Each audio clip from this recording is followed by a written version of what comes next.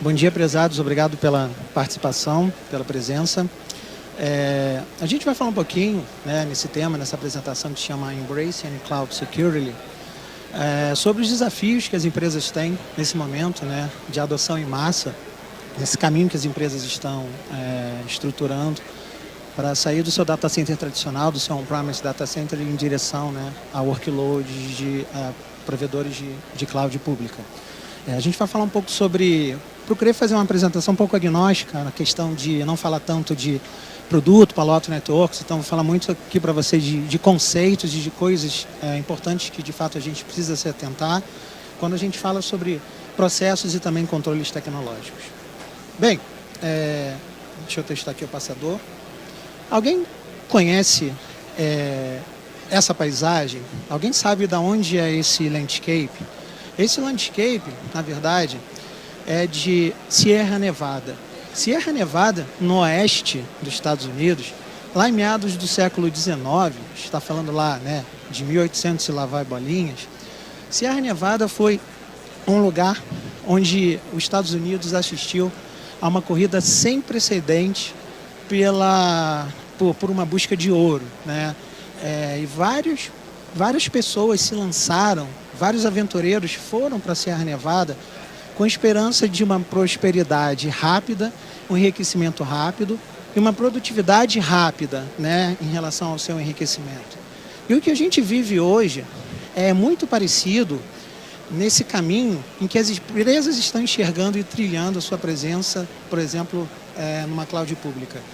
Então, esse momento, as empresas estão buscando um aumento e incremento de valor das suas operações, escalabilidade, para a gente, com todo o poder da elasticidade e um crescimento escalável, né, da cloud, e, sobretudo, aquele pensamento de que, poxa, vamos começar minhas operações de uma cloud pública, eu já vou ter um meio ambiente automaticamente seguro. A gente sabe que, na verdade, não é assim. Por quê? Porque existem vários pitfalls, existem várias armadilhas, existem várias considerações que nós precisamos nos atentar durante o processo, nesse caminho, dessa jornada numa cloud pública. Por quê? Porque a gente costuma dizer que a jornada para a nuvem, ela tende a ser por sua própria conta e risco. A gente vai entender um pouquinho por quê e como a gente começa a estruturar o nosso pensamento. Bem, primeiro vamos falar sobre a visão dos líderes de TI. Esse trem aí é o trem que todo mundo quer pegar. É o trem da cloud, é o trem da cloud pública. Então, o advento da nuvem, na visão dos líderes de TI, é aquele trem que está partindo e, poxa, todo mundo precisa embarcar. Ninguém pode ficar para trás na onda de cloud. Mas o que os líderes de TI, eles têm como visão e o que eles pensam sobre a tecnologia da informação em si? Eles têm um pensamento de que hoje a TI ela é compreendida como lenta. Então, eles têm o pensamento de que, poxa, eu preciso esperar dias e semanas, às vezes, para provisionar um servidor, um recurso, um sistema computacional, algum tipo de acesso, né, uma infraestrutura de rede.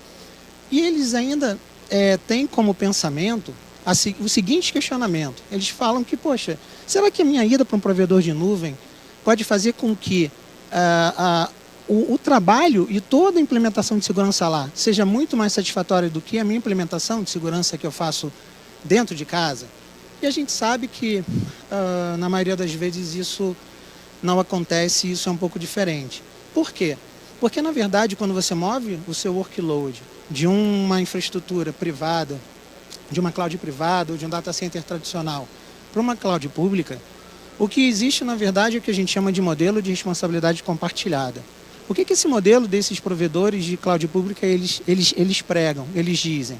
Eles dizem que eles são responsáveis por prover a infraestrutura e a segurança da cloud. Ou seja, a infraestrutura das regiões, a infraestrutura do storage, a infraestrutura do database, da parte de rede, pertencente a toda a operacionalidade e o provimento da infraestrutura da cloud. Porém, os clientes, nós, quando migramos para a nuvem, nós somos responsáveis pela nossa infraestrutura e pela nossa segurança de toda a camada dos sistemas operacionais, de rede, do firewall que a gente precisa colocar, da criptografia das informações em trânsito, da criptografia dentro dos repositórios de banco de dados. Ou seja, Esse modelo compartilhado é muito importante, né, que a gente tenha o conhecimento e a percepção da existência dele, para que a gente não pense como grande parte dos líderes de TI, que pensam que vão mover os seus workloads para a cloud pública e todos os problemas de segurança estarão automaticamente resolvidos.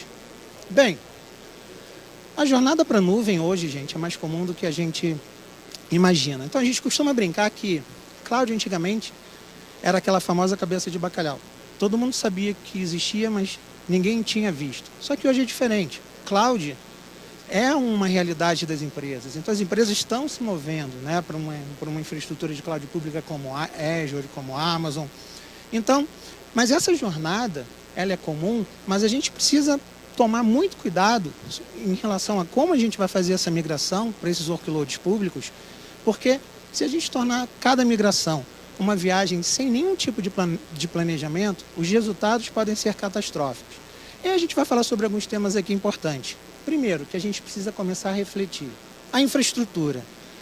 O que a gente precisa mover, de fato, para um workload público? A gente vai mover todas as nossas aplicações inicialmente? Será que tudo precisa ir para um ambiente público de cloud? O que vai ser movido, o que precisa ficar para trás? A gente precisa pensar nisso para que a gente não caia no erro de fazer toda aquela migração as is, colocando tudo na cloud, sem nenhum tipo de contexto, sem nenhum tipo de planejamento. Segundo ponto, complexidade.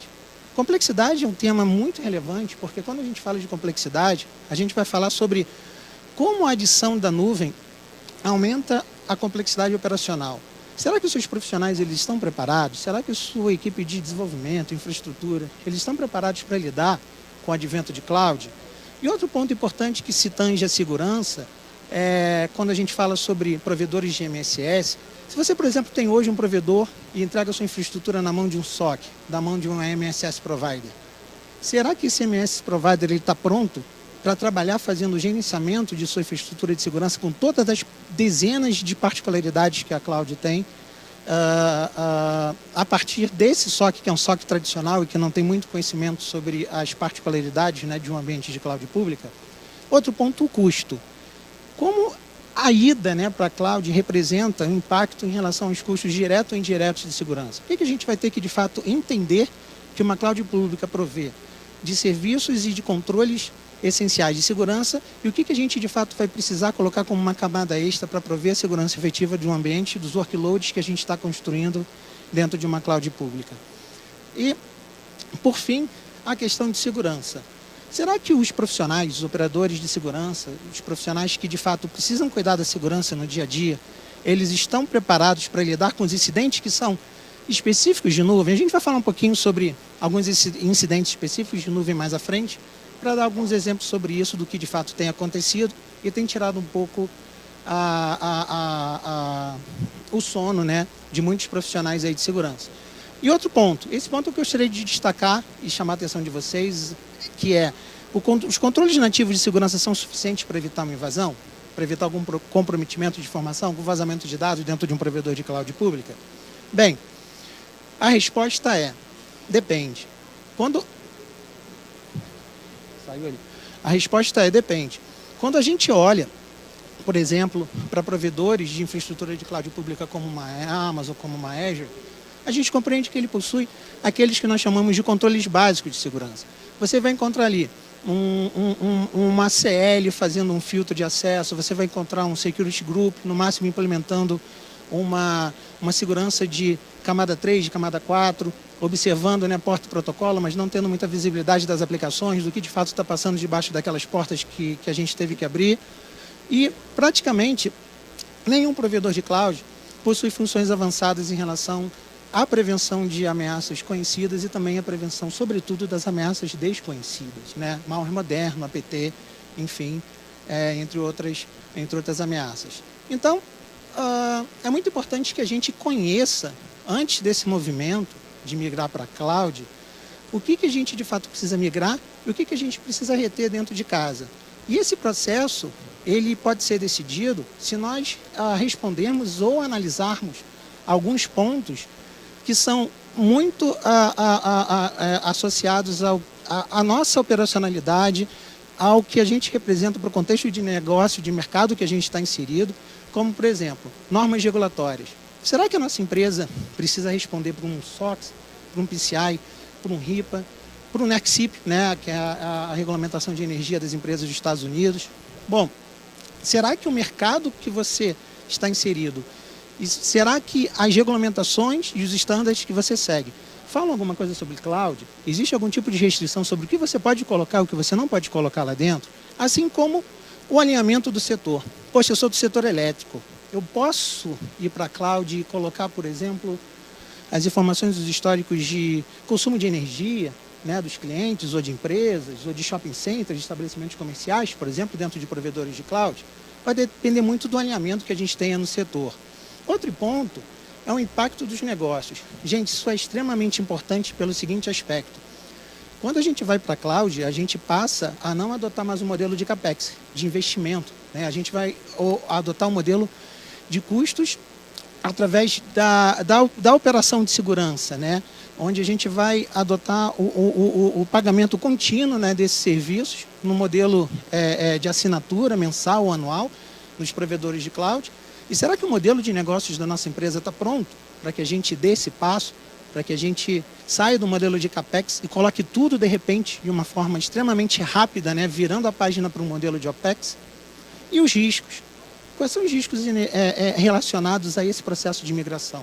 A gente vai migrar todas as aplicações? A gente pode migrar, começar migrando, por exemplo, um workload de desenvolvimento, um workload de homologação, para que a gente conheça as particularidades da cloud e nós comecemos a nos familiarizarmos com todos os termos e todos os passos que nós precisamos ter para começar a migrar coisas mais importantes, começar a migrar coisas que realmente sejam mais significativas e de maior criticidade para o negócio?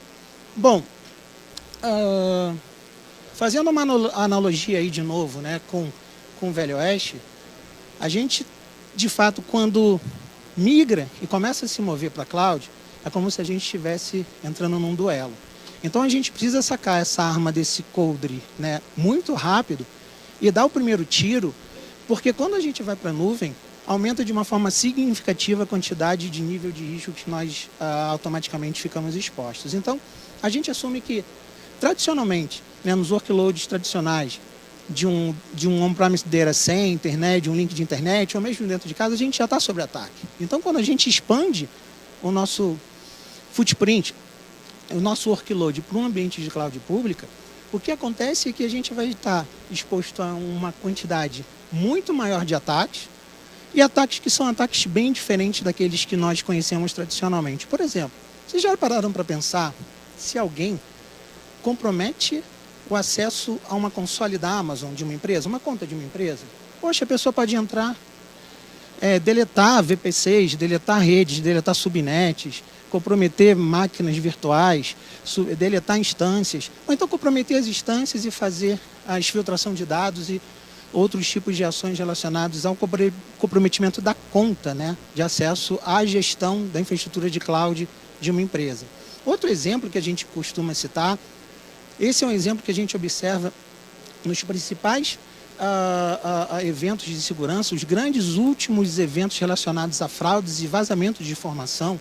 Vocês devem ter lido que nós tivemos algumas ocorrências de dados vazando do Bucket S3 da Amazon, que é o armazenamento de arquivos, né? Uma estrutura de armazenamento de dados, onde informações são colocadas ali por diversas aplicações, onde essas aplicações não fazem o uso correto da nuvem e a gente não faz nenhum tipo de segurança ou de monitoramento dessa camada, dessa infraestrutura onde a gente armazena essa informação, e esse componente da infraestrutura da cloud é comprometido, informações ali são de fato vazadas.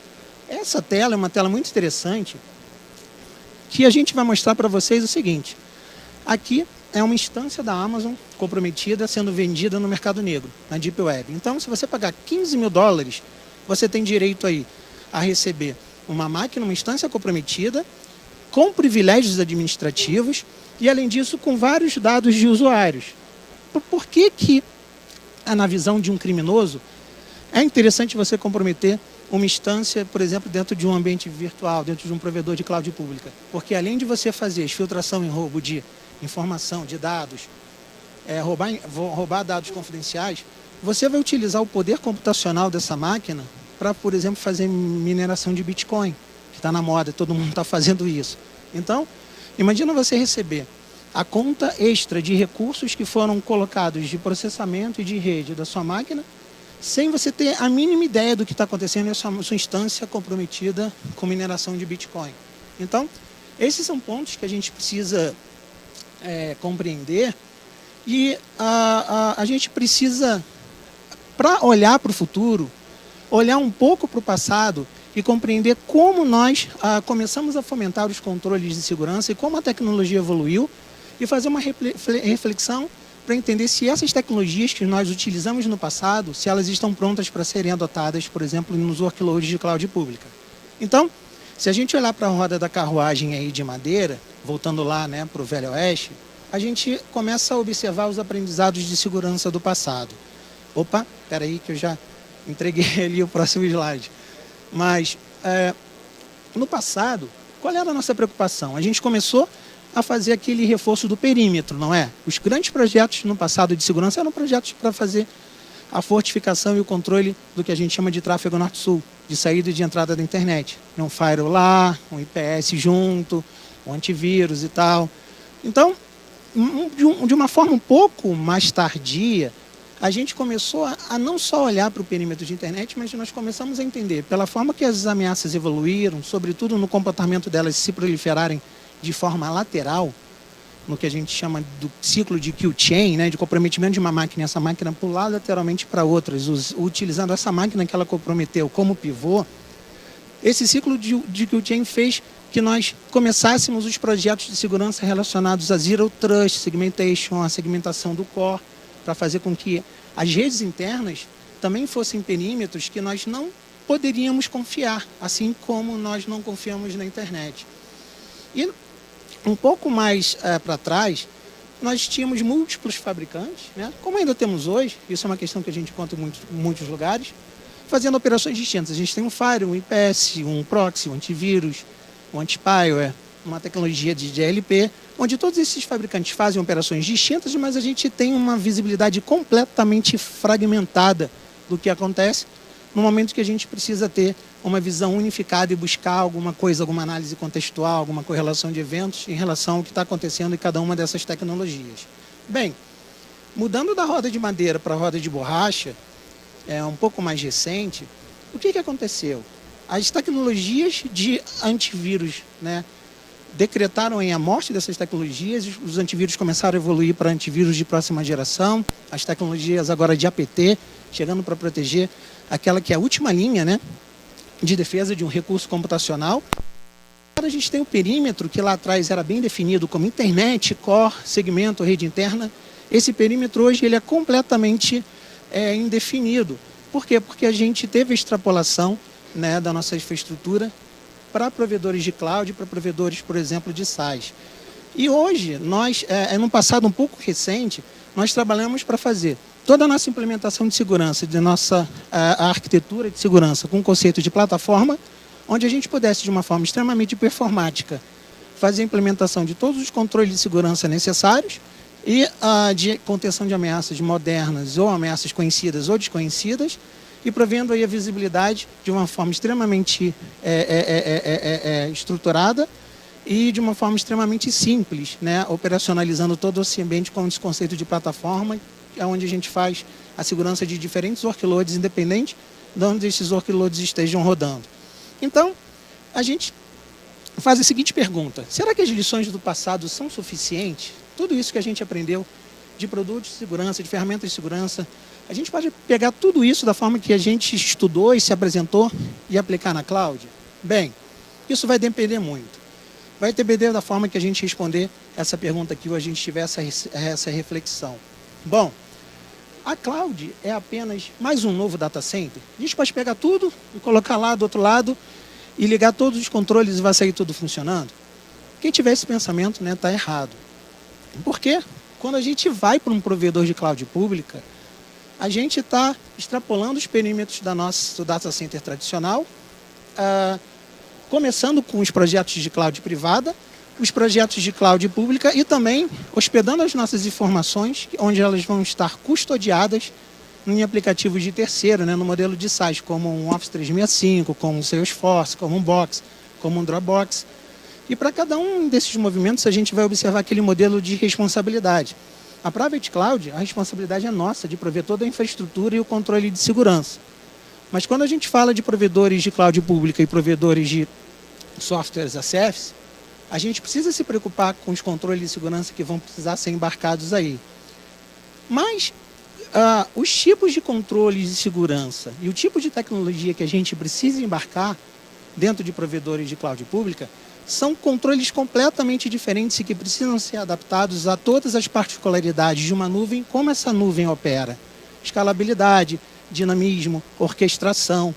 Então, esse é um exemplo. Depois a gente pode passar esses documentos para vocês. Nós fizemos uns documentos bastante interessantes que apresentam um guia de referência de arquitetura para uma migração para um workload na Amazon e também para a migração para um workload na Microsoft Azure. Esses guias de migração, esses guias de segurança levam em consideração todas as particularidades que a gente tem dentro de um ambiente de cloud pública em relação a como cada um dos provedores operacionaliza sua infraestrutura de rede, sua infraestrutura de balanceador de carga, sua infraestrutura de servidores, de balanceadores de aplicações. Então, a gente precisa observar todos esses pontos no momento em que a gente for dar o passo para fazer a migração. E um dos pontos mais importantes que a gente precisa destacar é que os controles de segurança embarcados e que a gente se propõe a integrar na nuvem são controles de segurança que precisam respeitar o dinamismo e eficiência da nuvem. A gente não pode fazer um controle de segurança para impactar na forma dinâmica, né, da nuvem operar, na elasticidade da nuvem, no crescimento de uma nuvem, em todas as outras particularidades. Então, eu tenho aqui 2 exemplos para mostrar para vocês, para ilustrar, né, que a gente fala um pouco sobre a questão de orquestração. Como é que eu posso orquestrar minha implementação de segurança na nuvem, por exemplo, quando a nuvem vai crescer? Eu não posso ser um inibidor, né, em um ponto que vai dificultar, né, o crescimento de um workload. E quando esse workload estiver variando, máquinas virtuais surgindo, máquinas virtuais sendo desligadas, máquinas virtuais sendo movidas. Então, vou fazer aqui alguns exemplos para vocês.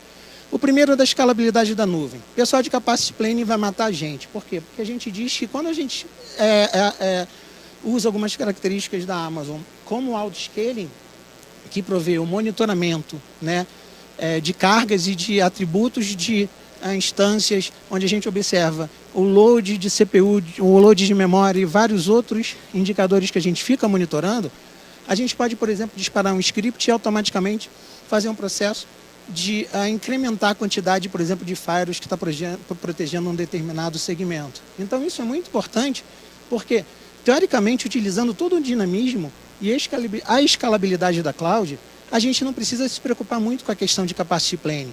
A gente vai ter uma increase sob demanda, né, de novas instâncias para a gente continuar mantendo os controles de segurança focados aí na proteção da nuvem.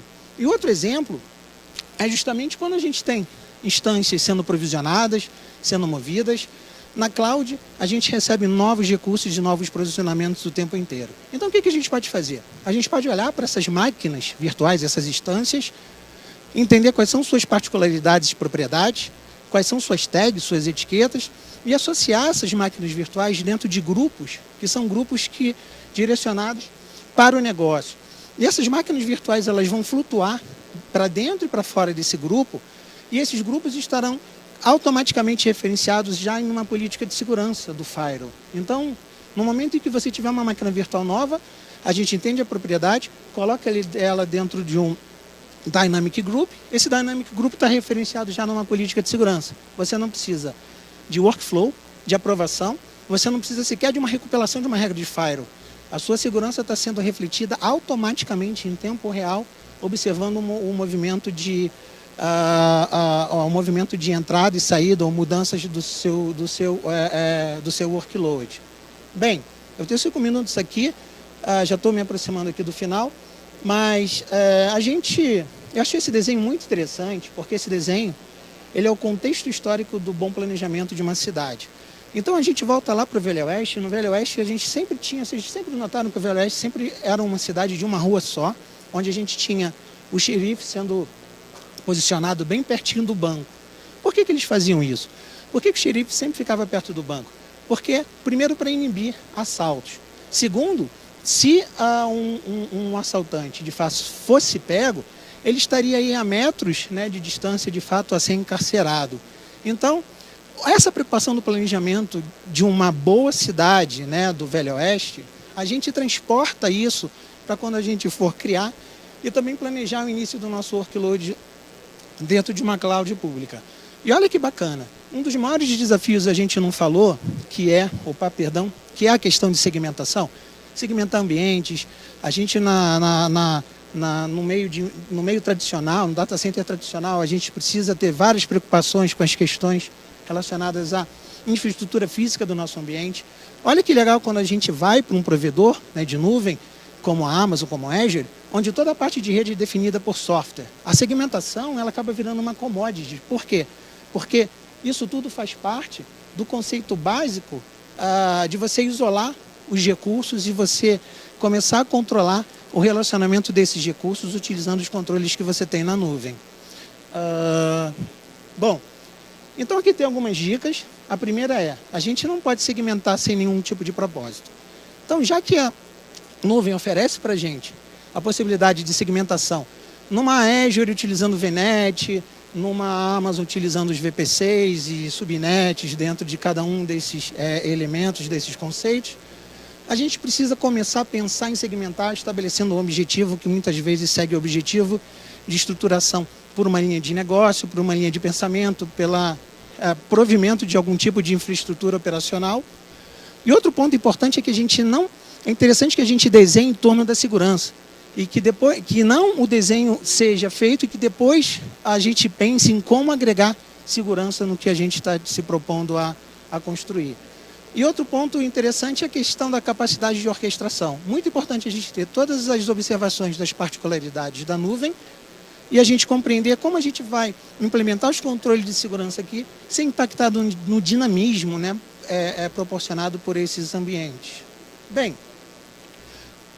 quando a gente fala sobre o valor da nossa plataforma, então independe se você está com o seu usuário móvel, se você está dentro da sua casa, no seu on-premise data center, no seu data center virtual, e depende se suas informações estão custodiadas por um provedor de software as a service ou se a sua infraestrutura está sendo colocada dentro de um provedor de nuvem, a gente implementa com o mesmo código, a gente implementa com as mesmas capacidades e características de segurança da nossa plataforma, a proteção independente de onde a informação esteja rodando e aonde o seu workload, sua carga de trabalho esteja residente. E com isso, fazendo uma monitoração e uma gerência de segurança centralizada, para que a gente faça uma análise contextual e que a gente tenha uma política de segurança unificada, independente de onde você esteja protegendo de fato o seu workload.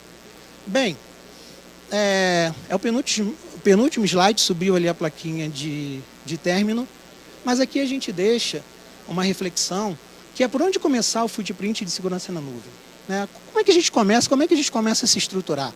Porque ao invés de a gente pegar aquela locomotiva lá que está partindo e todo mundo está correndo para pegar o trem de uma forma desordenada, né, e de uma forma muitas vezes não segura, a gente precisa organizar e antes mesmo de arrumar a mala e ir para a plataforma, ter alguns cuidados e seguir algumas etapas. Então a primeira seria fazer um self-assessment. Poxa, vamos conhecer as particularidades da nossa empresa, vamos estabelecer um modelo de governança que vai reger a forma que a gente precisa encarar este desafio para a nuvem e as responsabilidades de cada área e todos os desafios que nós teremos nesse processo.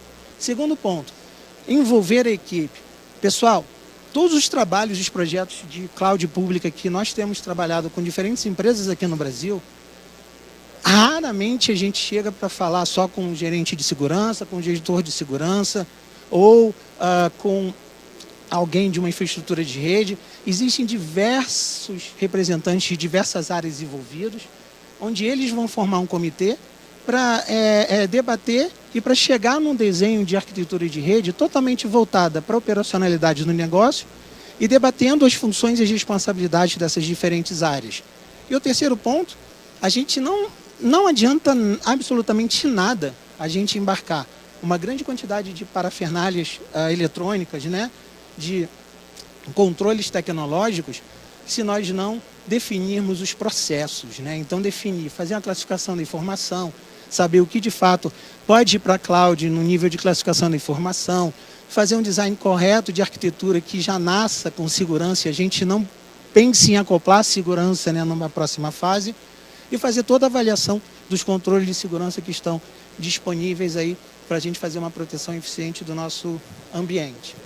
Bem, então, voltando lá para a história do Oeste, é possível sim, como o Oeste triunfou, é possível que a gente tenha um incremento de valor, é possível que a gente faça uso de todo o poder de escalabilidade de uma nuvem e que a gente realmente tenha um ambiente seguro nessa nuvem. Vai depender muito da forma que a gente estruturar os nossos processos, assim como vai depender também da forma que nós estruturarmos os nossos controles tecnológicos. Então, como Oeste triunfou, embrace your cloud security. Obrigado aí pelo tempo de vocês, pessoal. Obrigado.